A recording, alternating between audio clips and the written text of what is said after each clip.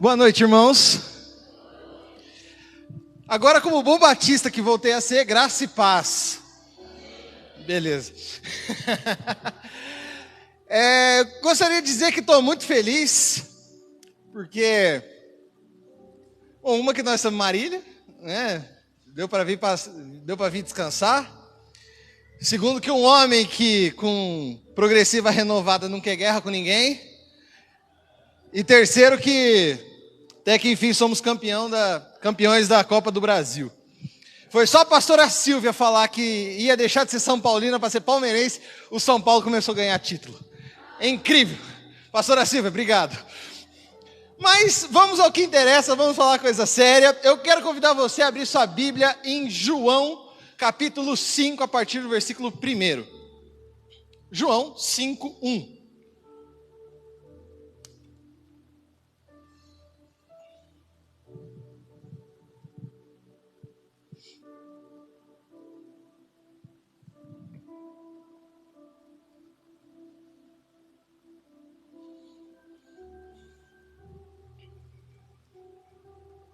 Diz assim a palavra do Senhor. Algum tempo depois, Jesus subiu a Jerusalém para uma festa dos judeus. Há em Jerusalém, perto da Porta das Ovelhas, um tanque que, em aramaico, é chamado Betesda. Tendo 5 entradas em volta, ali costumava ficar grande número de pessoas doentes e inválidas, cegos, mancos e paralíticos. Eles esperavam o movimento das águas. De vez em quando descia um anjo do Senhor e agitava as águas. O primeiro que entrasse no tanque, depois de agitadas as águas, era curado de qualquer doença que tivesse. Um dos que estavam ali era paralítico e fazia 38 anos. Quando o viu deitado e soube que ele vivia naquele estado durante tanto tempo, Jesus lhe perguntou: você quer ser curado? Disse o paralítico: Senhor, não tenho ninguém que me ajude a entrar no tanque. Quando a água é agitada, não há ninguém que me ajude a entrar no tanque quando a água é agitada. Estou tentando entrar, outro chega antes de mim. Então Jesus lhe disse: levanta-te, pegue a sua cama, a sua maca e ande. E imediatamente o homem ficou curado, pegou a maca e começou a andar. E isso aconteceu em um sábado. E por essa razão, os judeus disseram ao homem que havia sido curado: hoje é sábado, não lhe é permitido carregar a maca. Mas ele respondeu: o homem que me curou me disse: pegue a sua maca e ande. Então lhe perguntaram: quem é esse homem que lhe manda pegar a maca e andar? O homem que fora curado não tinha ideia de quem era ele, pois Jesus havia desaparecido no meio da multidão. Mais tarde, Jesus o encontrou no templo e lhe disse: olhe, você está curado. Não volte a pecar, para que algo pior não lhe aconteça. O homem foi contar aos judeus que fora Jesus quem o tinha curado. Então os judeus passaram a perseguir Jesus, porque ele estava fazendo essas coisas no sábado. Disse-lhe Jesus: meu pai continua trabalhando até hoje, e eu também estou trabalhando. Por essa razão, os judeus mais ainda queriam matá-lo, pois não somente estava violando o sábado, mas também estava até mesmo dizendo que Deus era seu próprio pai, igualando-se a Deus. Feche seus olhos, vamos orar. Deus, nós estamos diante da Tua palavra que é fonte de vida para nós, a Tua palavra, Senhor Deus, que foi proferida pelo Senhor ao coração daqueles que escreveram e registraram, e essa então palavra pôde chegar a nós no dia de hoje. Deus, que nessa noite o nosso entendimento seja aberto, que o Teu Santo Espírito ministre ao nosso coração aquilo que nós precisamos entender da Tua palavra, e que nós não venhamos simplesmente a executar essa leitura como fizemos, mas que nós sejamos lidos pela Tua palavra, e que nós possamos colocar a nossa vida em conformidade com aquilo que o Senhor quer. Essa é minha oração, Deus, em nome de Jesus, amém. Então o que acontece aqui? Naquela época, tinha umas coisas um pouco diferentes. Então, as pessoas que estavam doentes, as pessoas que tinham algum problema, elas ficavam isoladas. E tinha essa história de que um anjo de tempos em tempos descia, agitava as águas, e quem caía lá era curado. Muito bem.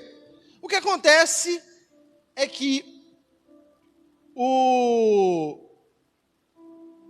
isso, na verdade, você não tem um fato histórico, uma complementação dizendo que isso é realmente verdade. Não há.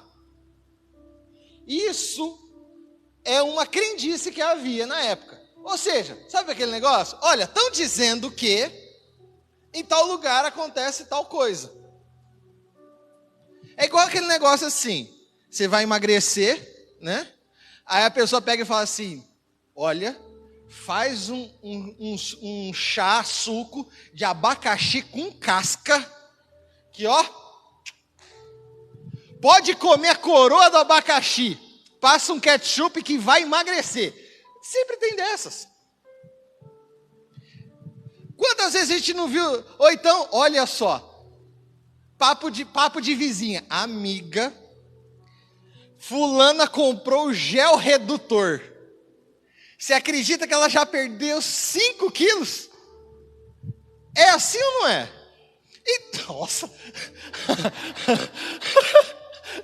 eu não sei se a pastora já ouviu ou se ela já caiu nessa história.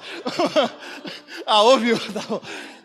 Então é mais ou menos o que estava acontecendo aqui na época. As pessoas falavam, olha, quando mexer a água, pula lá dentro que o negócio, né, vai acontecer. E então, você tinha ali um monte de gente doente e um cara que estava praticamente 40 anos esperando a água ser agitada. A cura podia ser, a história da cura podia ser uma fake news. O anjo que descia, uma fake news. Mas que as águas se agitavam naquele poço, aquilo era real. Porque era pelas tubulações da cidade. Então quando vinha do alto, às vezes vinha tipo como se fosse uma grande quantidade de água, então havia esse burburinho das águas ali. Por isso que... Aí ó, tá vendo? Ó. Então, essa é a história. E aí, basicamente, o nosso paralítico aqui, né? Ou melhor, o ex-paralítico, está aqui, esperando por uma fake news que se tornar real. Basicamente era isso. Ele estava acreditando numa história e estava ali. O que acontece? Muitas vezes, as pessoas elas têm as suas crenças, acredita em coisas, e por muitas vezes estão dizendo que isso é fé. Acreditar em A, B ou C é uma coisa, ter fé é outra coisa totalmente diferente. Eu acreditava que o São Paulo ganharia a Copa do Brasil, mas eu não posso ter fé nisso. E nós vamos ver o porquê isso hoje. Então, o que nós podemos entender é que há muita complicação a respeito do que é fé. E primeiro eu quero conceituar com você o que não é fé. Primeiro, fé não é um amuleto místico. Não é alguma coisa ali que... Não é um pé de coelho. Não é sei lá, o sal grosso atrás da porta.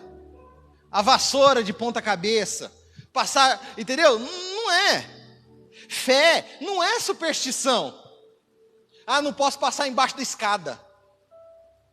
Nossa, se fosse isso, eu acho que ainda ia demorar mais uns 10 anos para acabar, de tanta escada que eu já passei debaixo. Depois, com as redes sociais, inventaram uma nova. Lembra? Se você não compartilhar essa mensagem, você vai ser amaldiçoado. Se eu fosse contar essas aí, eu acho que vai mais uns anos aí para mim. Então, a superstição, ela não é fé. A corrente, o pensamento positivo, não, vai dar certo, isso não é fé. Ficar na torcida, vai acontecer. Não é fé. Todas essas coisas têm origem humana. Toda crença, tudo aquilo que for de origem humana, pessoal, minha e sua, isso não é fé. Fé, ela é bem avessa a tudo isso. Fé, ela é objetiva. É firmada na palavra de Deus, é concreto. Tito 1:2 diz assim: fé e conhecimento que se fundamentam na esperança da vida eterna, a qual Deus, que não mente, prometeu antes dos tempos eternos. A fé, ela é o firme fundamento das coisas que se esperam e a prova do que não se vê. Hebreus 11:1. A fé, ela é a convicção, a fé é a evidência das coisas que nós não podemos ver pelos nossos próprios olhos. Por exemplo, nós não vemos a Deus, nós não vemos o céu, nós não vemos a salvação, mas nós temos a certeza, a convicção sobre eles. Isso é fé. E por último, antepenúltimo e não menos importante, a fé é uma produção de Deus. Ela não é produção do homem. A fé, ela é única e exclusivamente com respeito à salvação, à existência de Cristo e à existência de Deus. Isso é fé. Efésios 2 diz que vocês não são salvos pela graça, vocês são salvos pela graça por meio da fé. E isso não vem de vocês, não vem de mim, não vem de nenhum de nós aqui, vem de Deus. A fé é uma operação de Deus. Nós cremos, nós acreditamos que muita coisa pode acontecer, nós oramos porque nós temos nós cremos que Deus pode fazer, mas a fé é uma produção de Deus para a nossa salvação e para que nós possamos entender as coisas que nós não podemos ver, como salvação, Deus, Cristo, céu e esses elementos espirituais. E aí o que acontece? Esse ex-paralítico estava com um problema. Ele estava carregando as suas muletas espirituais. Jesus viu ele deitado. E é interessante que Jesus, ele não enrola. O cara está lá. E Jesus não chega e não pergunta assim: cara, você quer ser curado? O que você tem?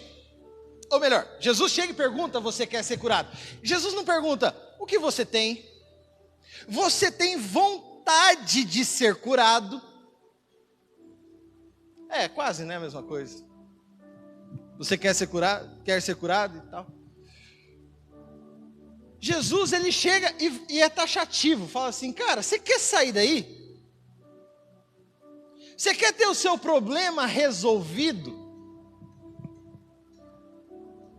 Ele não diz nem que sim, nem que não.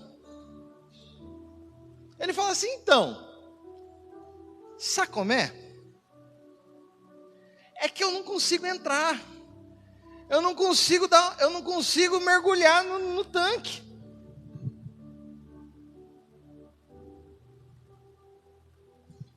Ele está fugindo da pergunta. Jesus, por outro lado, ele conhece a incapacidade do homem. E ele conhece a necessidade. Ele conhece a minha, a sua. Ele conhecia do ex-paralítico. Ele conhecia. E ele conhece. Ele sabe até onde nós podemos ir. O homem por si só, ele busca os amuletos espirituais.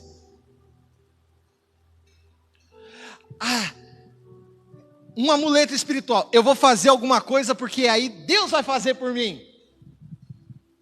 Isso é um amuleto espiritual. Eu vou fazer aqui para que Deus possa fazer.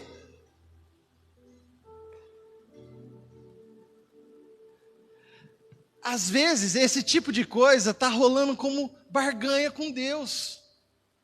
Não, ó Deus, eu vou te dar isso aqui, porque aí no final das contas você tem que fazer alguma coisa para mim. Nós temos que tomar muito cuidado com esse tipo de coisa. Outra coisa, rosa ungida. Todo mundo aqui já ouviu falar da tal da rosa ungida? Não, a rosa ungida. Tem um vídeo que rola na internet, que é a toalhinha lá da mulher que estava com problema de ir no banheiro. Depois vocês colocam lá.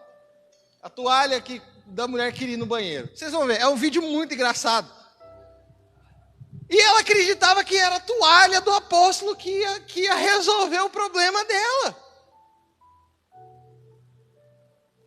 Muitas vezes nós colocamos a esperança, a expectativa em coisas humanas.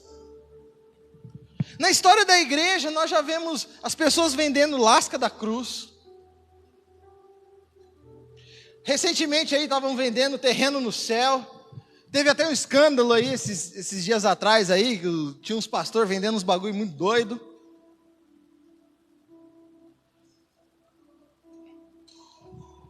Então, outra coisa que muitas vezes é um amuleto. Mas isso aqui é só lá em Campo Grande, tá, gente? Aqui em Marília não tem. Mas lá em Campo Grande, os crentes é difícil, viu? Ora pelos crentes lá. Os caras acham que a oração do pastor é mais poderosa que a sua. Cara, isso acontece demais lá. É o crente 6 horas por mim, 6 horas por mim, 6 horas por mim, e vive pedindo oração. A pessoa não vai a um culto, não vai a uma célula, não vai a uma reunião, mas está lá. Não, está lá o pedido dela de oração. É direto, porque a oração do pastor tem poder. Gente, em Cristo, todos nós somos iguais. A oração do pastor e a oração de um membro comum, ela é peso 1 diante de Deus, é igual, viu? A única diferença é que o pastor tem uma responsabilidade de pregar, de direcionar, de fazer algumas coisas a mais que um membro não faz. Mas oração, filho, todos somos de Deus. Então a oração do pastor é maravilhoso orar pela vida de alguém. É sensacional. Nós temos que pedir oração. Tem dia que eu peço oração. Isso não é o problema. O problema é achar que tem que pedir oração porque a oração do pastor é mais forte. Todo mundo entendeu isso aqui? Todo mundo entendeu isso aqui? Que bom. É que você já sabe. É lá em Campo Grande que a coisa é difícil. Mas isso são muletas espirituais que a gente vive buscando. Mas aí Jesus, ele tem uma palavra real de realidade, e a palavra do rei. Levanta-te, pega a sua cama e anda. Você não vai responder se você quer ser curado ou não, mas o negócio é o seguinte: se não quiser, já era, levanta, meu velho. Aos 38 anos você vai levantar e vai andar. Nesse ponto aqui, nesse milagre, é um dos poucos milagres em que Jesus não fala sobre fé. Não fala sobre fé nesse texto. Mas então por que eu estou falando de fé com esse texto? Porque, em primeiro lugar, a fé, ela só pode existir com base no poder de Deus. O paralítico, ele se torna um ex-paralítico. A base da fé está na palavra de Deus. E não a palavra de Deus com base na fé. Estou aqui pisando num concreto. Acho que é concreto. Estou aqui pisando. Porque isso aqui é firme, isso aqui é duro. Você também está pisando em cima disso. Você tem um chão. Isso aqui é como se fosse a palavra de Deus. A fé tem que estar sobre a palavra de Deus. Deus disse, então eu creio. Essa é a grande questão. A fé é algo muito racional. Muito racional. Porque ela existe a partir da palavra de Deus. Eu estou aqui no meu celular. Você pode estar aí com a sua Bíblia ou com o seu celular, mas você tem 66 livros que embasam a nossa fé. Eles são suficientes para embasar toda a nossa fé. Porque esse livro é palavra de Deus. É sobre ela que nós andamos, é sobre ela que nós nos movemos. A nossa fé tem que estar baseada em cima dela. Qualquer outra coisa, além da palavra de Deus, fede mais e fede menos. Vai feder. A base é a palavra de Deus. Então, aquele que era um paralítico, Jesus falou, e ele se tornou um ex-paralítico. Ele simplesmente levantou. Convido você depois do culto, entra lá no meu Instagram. Tem uma aplicação do paralítico em 2023, como seria. Tá? Depois vocês entram lá. Deixa acabar o culto, eu vou compartilhar nos stories, e aí vocês dão uma olhada. É a interpretação do paralítico em 2023, está bem legalzinho. Mas aí o que acontece? Ele se torna um ex-paralítico, e ele sai andando. Agora ele começa a caminhar. Se ele tivesse o reloginho que marca os passos, começou ali, 1, 2, 3, 4. Começou a contagem dos passos dele, cara. E então, com uma realidade transformada, versículo 9, imediatamente o homem ficou curado. Pegou a maca, começou a andar. E detalhe, isso aconteceu num sábado. Cara, mexeu com o sábado, mexeu com o judeu. Aí o negócio fica difícil. O homem se viu curado e saiu andando. Quando cremos, simplesmente cremos. Por mais que existam momentos de dúvida, a fé está sobre algo sólido. E mesmo que tenha momentos em que a gente venha a desacreditar. Como eu falei que a fé é algo bem racional, nós precisamos entender esse tipo de coisa, porque ainda que nós venhamos a duvidar, nós podemos continuar tendo fé. Imagina o paralítico. 38 anos sem andar. Ele não consegue andar. Jesus pega e fala para ele, levanta que você vai andar. Beleza. Ele levanta e começa a andar. Se ele desse 10, 15, 20 passos e falasse assim, começasse a duvidar que Jesus é realmente o Filho de Deus, que Jesus é aquele que cura, que Jesus é aquele que operou um milagre na vida dele, ele conseguiria continuar duvidando? Sim ou não? Sim ou não? Quem acha que sim? Que ele poderia continuar duvidando? Quem acha que não? Beleza.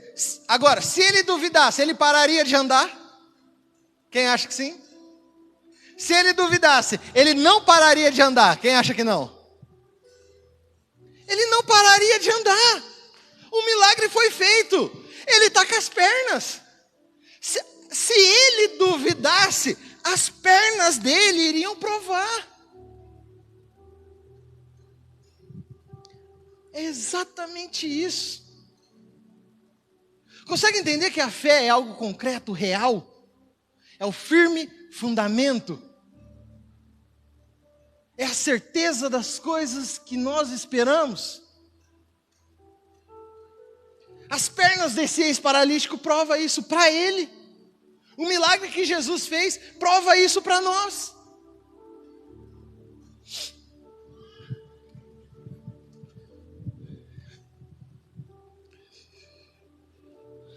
Mas aí o que é interessante é que, embora ele não tenha duvidado, ele se encontra com pessoas que duvidam. Ou pessoas que questionam. Assim, peraí, cara. Você não era o cara que não andava? E aí os fariseus, o pessoal da lei, começa a ficar meio revoltado. Fala assim, peraí, meu irmão. Tá errado isso aí, velho. Você não pode estar andando, não. Você é paralítico. Não, mas eu fui curado. O cara ficou tão emocionado com a cura que ele teve, que ele nem lembrava mais quem era Jesus. Ele já se perdeu. Esqueci quem é. Deu branco. Os caras pegam e falam, não, mas peraí, tá errado, cara. Você não pode carregar a sua cama, a sua maca no sábado. Não, vocês não estão entendendo, gente. Eu não andava. Vocês me viram lá. Vocês foram levar panetone no Natal. E agora vocês estão falando que eu não posso carregar minha maca porque eu fui curado. Não. Tá maluco? Quem foi que fez isso? Beleza. Corta a cena. Jesus chega depois para ele e fala assim, olha, toma cuidado, não peque, para que coisa pior não venha te acontecer. O texto não nos dá nenhum indício de que ele não andava por causa de uma maldição hereditária, por algo que ele mesmo tenha feito. Não nos dá essa dica. O que o texto provavelmente está nos dizendo, e eu digo provavelmente porque ninguém consegue fechar com certeza em cima desse pensamento, mas é um pensamento da qual eu entendo que é o mais lógico, por aquilo que eu estava pesquisando, é que Jesus está falando assim para ele, olha, você tem que tomar cuidado para não viver uma vida de pecado, para que então essa sua vida de pecado gere consequências piores. E aí, possivelmente estamos entendendo alguma coisa sobre salvação. Então, Jesus ele pega e tem essa conversa. E os doutores da lei, os fariseus, eles não estão preocupados mais com simplesmente a questão de um cara estar carregando a sua cama no sábado. Não, eles estão preocupados com o fato de Jesus estar operando curas no sábado, porque esse não foi o único. A religiosidade é aquela que nos traz para uma questão onde nós simplesmente vamos ver, isso aqui é, isso aqui não é. Não, peraí, tem essa regra aqui que ela é inquebrável, é cláusula pétrea, sei lá. É essa cláusula que não pode ser mudada.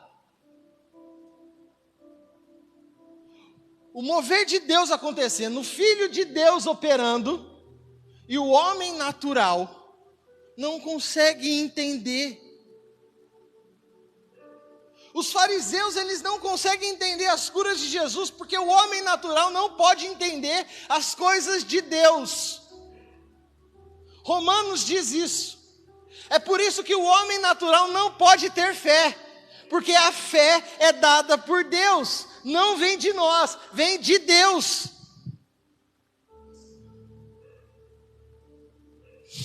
Eu sempre conto os causos lá de Campo Grande.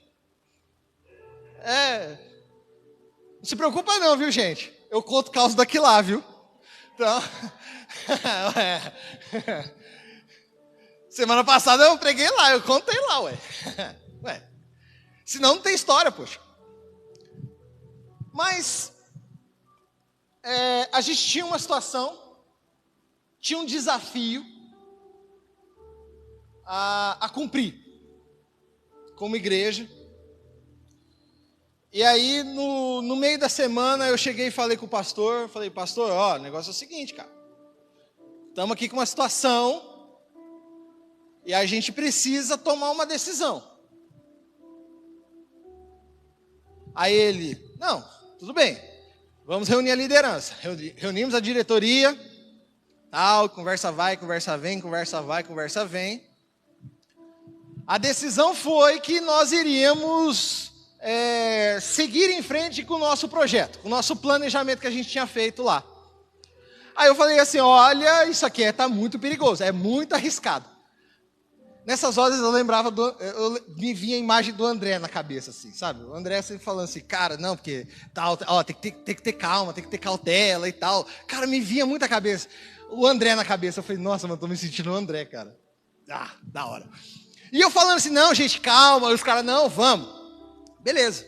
Isso era quarta-feira. No sábado de manhã, tudo se resolveu. Foi assim, ó, foi batata. Feita. Graças a Deus. Deus, ele operou o milagre e aí a gente continuou com o projeto. Com o que a gente tinha colocado para fazer. Perfeito. Passou uma semana. A gente, no culto seguinte, de manhãzinha, pá, a gente está lá, e aí vem, Deus levanta aí uma situação que nos abençoa demais. Naquele momento eu olhei assim e falei, aí sim, Deus, agora a gente vai nadar de braçada nessa situação. Agora o projeto que ia dar certo, agora vai dar certo 2 vezes. Mal sabia, na frente, dias depois, que a situação que veio, que eu falei assim, nossa, vai superabundar, veio exatamente para suprir algo que a gente precisava. Mas foi assim, ó, aconteceu, no meio da semana, eu falei, entendi, Deus, o que você está fazendo. Aí sim, nós estamos envolvidos em projetos sociais e que nós precisávamos que as coisas acontecessem dentro de um certo período. E acontece um detalhezinho aqui, outro detalhezinho ali. Muitas vezes a gente pega e para e pensa assim, fala, será que vai dar certo? Foi um momento que eu questionei.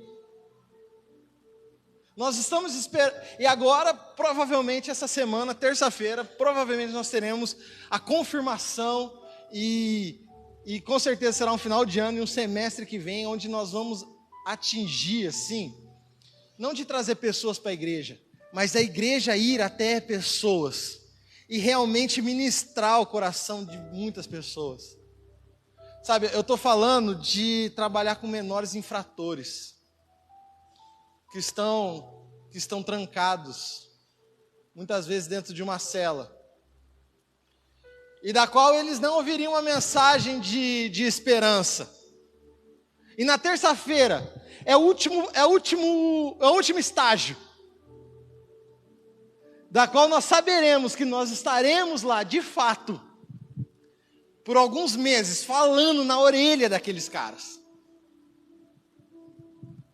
Temos outro projeto para poder ministrar um curso de corte e costura e redes sociais para mulheres, né, de uma população, de um bairro carente da cidade, para que elas possam ter como manter as suas famílias. Isso é uma outra coisa que nós estamos envolvidos. Nós cremos que Deus, e nós entendemos que Deus nos chamou para fazer isso. Nós temos a fé na palavra de Deus, na salvação. Nós cremos que Deus nos chamou para fazer isso. E na terça-feira, nós teremos a resposta de Deus, que é para realmente fazer esse tipo de coisa. O homem natural não consegue entender isso. O homem natural, ele não consegue olhar para uma situação e falar assim, tem Deus nessa história. Ele não consegue ver isso.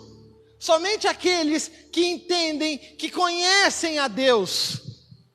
Nessa noite, né, na sua vida, talvez eu e você, nós estejamos em alguma área da nossa vida parecendo um paralítico, há 38 anos esperando que a água se mova. E nessa noite, Jesus está diante de mim e de você falando assim, você quer ser curado?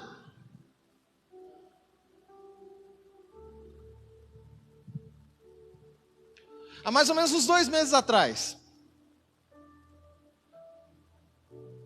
Tava tudo bem lá em casa, tudo certo, e me deu um estalo.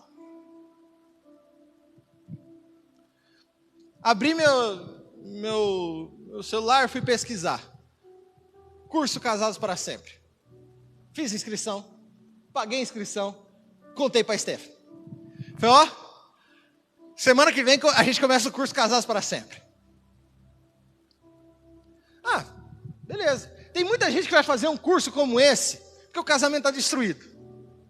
Graças a Deus, nosso casamento está da hora. Mas eu falei assim, vai ficar mais. Lê da ilusão, ponto. Cheguei, a cada semana eu descubro no curso, o tão falho eu sou com ela. O tanto de coisa que eu deixo, que eu perco a oportunidade de honrar minha esposa.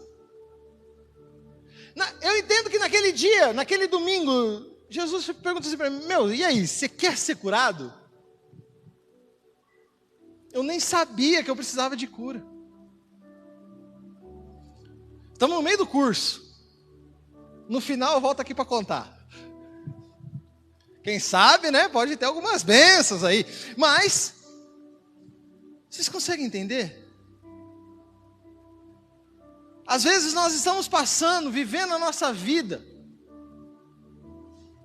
em situações e carregando coisas. E Jesus simplesmente está perguntando assim, cara, você quer ser curado? É simples assim. E aí, no meio de toda essa confusão e as pessoas começando a perseguir Jesus, ele não perde o foco da sua missão. Meu pai continua trabalhando até hoje e eu também estou trabalhando. Nós não podemos perder o foco da missão. Nós já temos a fé firmada na palavra de Deus. Agora nós temos que cumprir o nosso chamado. Stephanie, vem aqui na frente. Você me empresta aqui rapidão?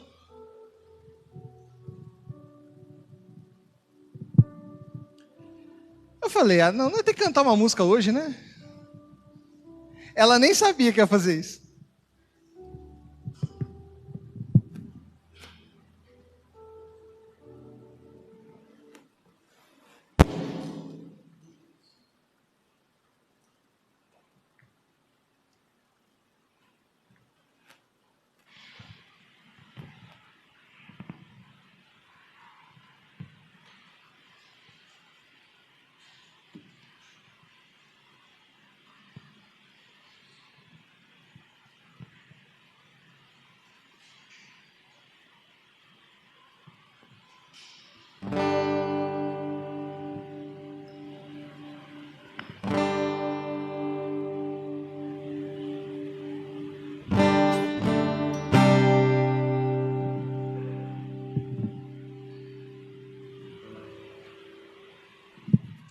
Nesse momento eu gostaria que você se colocasse em pé e fechasse seus olhos.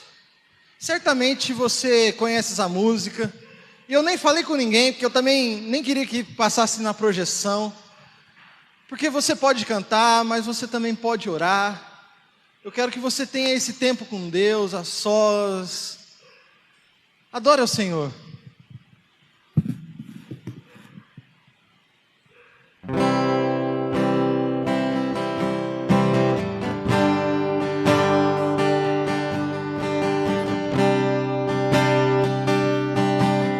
Quando tudo diz que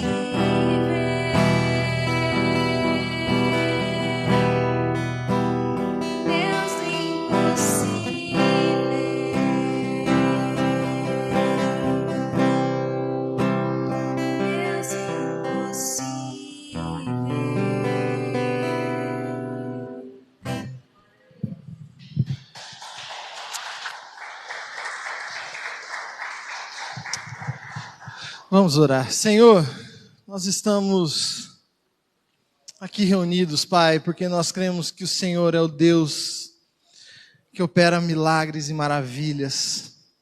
Deus, nessa noite eu peço ao Senhor que o Senhor ministre ao nosso coração aquelas áreas onde nós precisamos ser curados pelo Senhor, a situação da qual nós devemos entregar para o Senhor.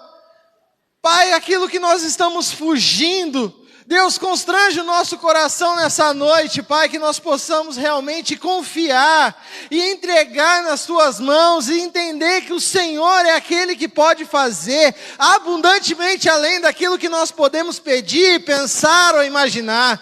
Deus amado, no nome de Jesus, opera em nossas vidas, opera no meio da Tua igreja, Pai. Essa é a nossa oração, Deus. Deus, e durante essa semana, Pai, que o Senhor possa nos constranger, Pai, a entender aquilo que o Senhor quer de nós a cada dia. Essa é a minha oração, Deus, em nome de Jesus. Amém. Deus abençoe. Eu não esqueci não, viu, gente? Ó, tem. Se Deus é por nós, em todos os momentos de nossas vidas, amém. Deus abençoe. Um prazer poder estar com os irmãos sempre.